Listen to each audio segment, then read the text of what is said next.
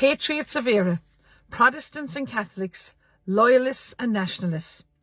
I'm asking you the question, have our ministers and TDs learnt nothing from the Haughey Terry Keane era? Charles Haughey ruled with swagger and secrets. For 27 years he carried on an affair with Terry Keane, hidden from the public, until she bravely told the truth on national TV in 1999. The country was shocked. But folks, what did we actually learn? Did we reflect on the price paid by women kept hidden, by families fractured, by a public deceived? Did we reckon with cultures that enabled one man to live as though rules did not apply? Not to his finances, certainly not to his personal life, and not to his promises. It wasn't, folks, just about betrayal in love. It was about betrayal of trust, power without accountability, a culture of silence and entitlement. It's not about private lives. It's about public integrity. It's about the rot that sets in when power forgets the people who gave it breath. Today, too many still strut around Kildare Street like the rules don't apply. The Dáil is not a private members club. It's not okay to perform for the cameras while trampling on the people outside the Dáil gates.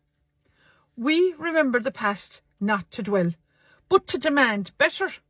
Public office is not a privilege, it's a duty.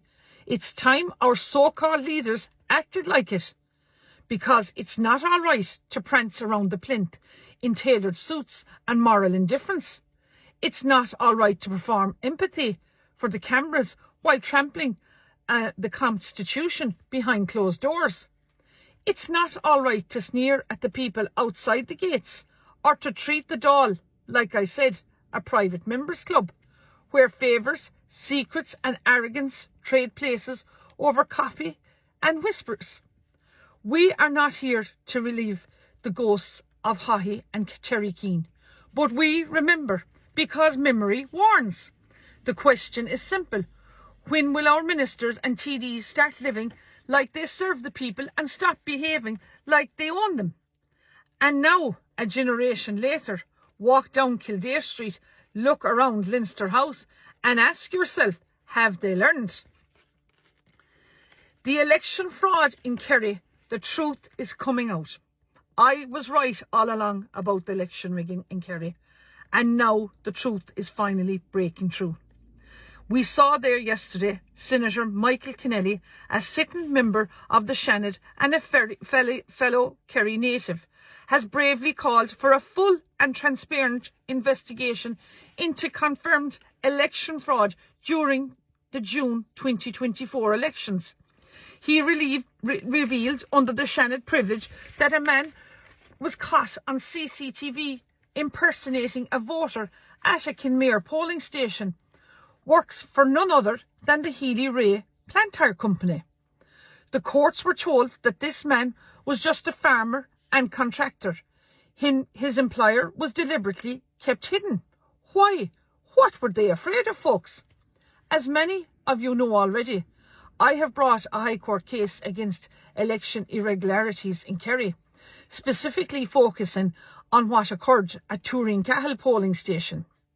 In my sworn affidavits, grounded before the court, I laid out clear detailed evidence, including the shocking fact that there was no Garda presence at the Cahersiveen polling stations and none in the Waterville or the Drummond area during the 2024 election. We now know that a man committed voter impersonation. We know that Gardaí did not investigate who gave him the stolen polling card or who instructed him to vote. We know that no proper action has been taken. Yesterday, I received a letter from Emer Nelson, Private Secretary of the Director of Public Prosecutions, confirming receipt of my June the 19th letter. She informed me that the DPP does not hold a file on this matter because their office does not have an investigative function. The role lies with An Garda Síochána. I have now written to Macroom Garda Station to demand a full report and investigation update regarding both the general election irregularities and what happened at Turin Cahill polling station. This, folks, is not over. This is now only cranking up a gear. Let me be very clear. This case will end up on the DPP's desk because I am not going away. And in light now of Senator Mike Kennelly's revelations, serious questions now must be answered. What role did the returning officer, Padraig Burke, play in allowing all this to be brushed under the table, under his watch? Why were critical facts omitted from court? Who has benefited from the silence? And how deep does this actually go? To those in power who thought they could hide this, silence me, or wait me out, I have one message. I am going nowhere. I will not rest until there is a full public inquiry or a Oireachtas committee investigation into election fraud in Kerry, including any political connections or undue influence. The DPP forced to revisit the case in light of new evidence and shocking omissions. The Healy-Rae family publicly discloses their employees' actions and whether they had any knowledge or involvement.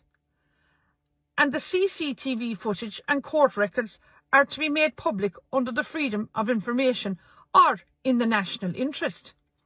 This, folks, is not just about me. This is about the Irish people, our democracy and the future of our republic. We need truth, we need justice, and we will not be silenced.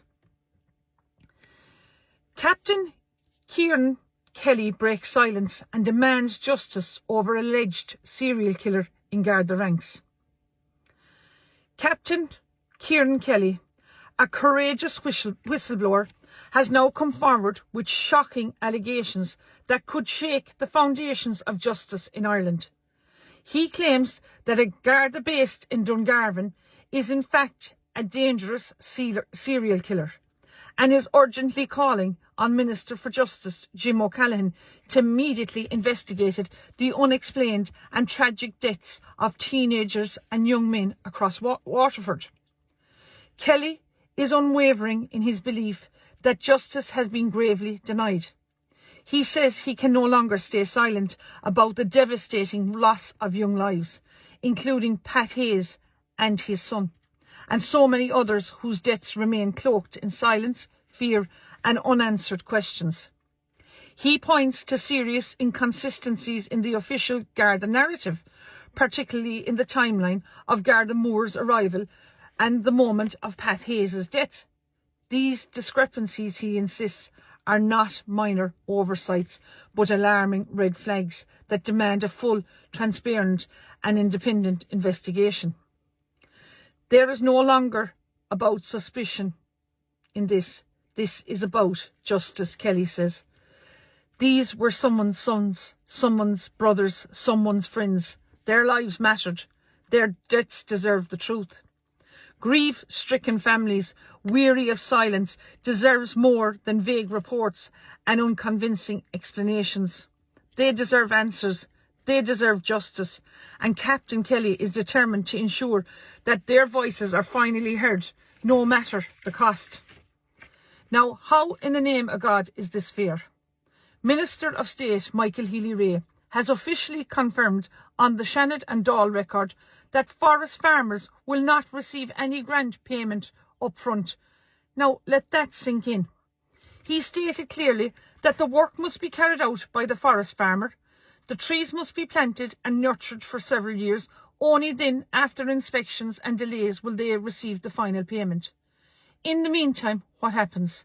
The poor forest farmer, often already struggling, is forced to pay out of their own pocket to clear the land, to replant trees lost through no fault of their own, and to meet state-imposed conditions, all before a single cent of a grant is paid over to the poor forest farmer. And if a crop fails due to disease, fire or storm, tough luck, the farmer carries the cost. This is economic cruelty disguised as policy.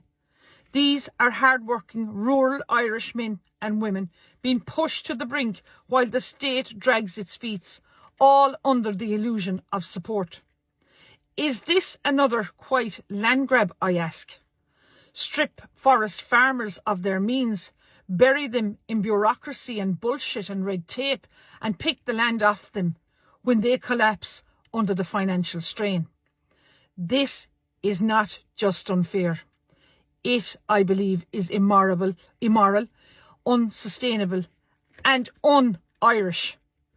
Where is the justice in asking a small farmer to risk everything up front, their money, their land, their livelihood, while the state sits back, watches and delays?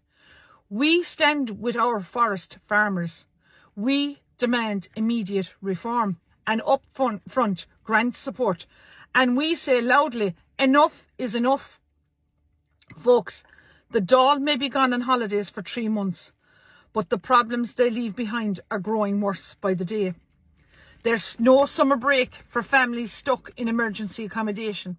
There's no holidays for elderly choosing between heating and food.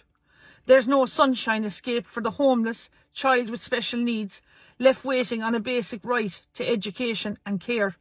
And yet, while iPass centres spring up overnight, while inflation eats into wages and grocery bills rise every week, while Irish citizens are pushed further down the queue in their own country, our TDs pack up for the summer as if nothing is burning. They want us talking about Trump's tariffs, but that's a distraction, because it's not Trump's tariffs hurting Ireland, it's Micheál Martin's and Simon Harris' tariffs. The economic and social burdens they're imposing on the ordinary people of this country. These are the real tariffs, the Simon Harris and Micheál Martin tariffs. Tariffs on dignity as people sleep in tents beside millions of euro offices. Tariffs on mothers and fathers working 60 hours a week and still falling behind. Tariffs on our youth who were told to get educated, get jobs, but get out because there's nowhere left for them. Tariffs on Irish dignity and identity, as more and more of our communities are reshaped without consent or consultation. Nobody was signing shirts outside Leinster House yesterday, but the atmosphere was smug. As schools out for summer, giddiness. TDs beaming for family photos on the steps of power. Just yards for cries of the ignored and the abandoned echoed unanswered. 6 months of a flat do-nothing Dáil. 3 months of a do-nothing holiday. And decades of betrayal. Charlie Haughey was right when he warned us. If you think I'm bad, wait till you see what's coming. Well, it's here now, folks, and it's worse than we could have ever have imagined. But let this be the summer, not when they rest. Let it be the summer when we rise, when the Irish rise, North and South united as one. Let the people who built this country, who love this land, who still believe in its future, stand up, speak out and push back. Because while the cloak's off, Ireland cannot be left on pause. Gora Míle Maithagibh.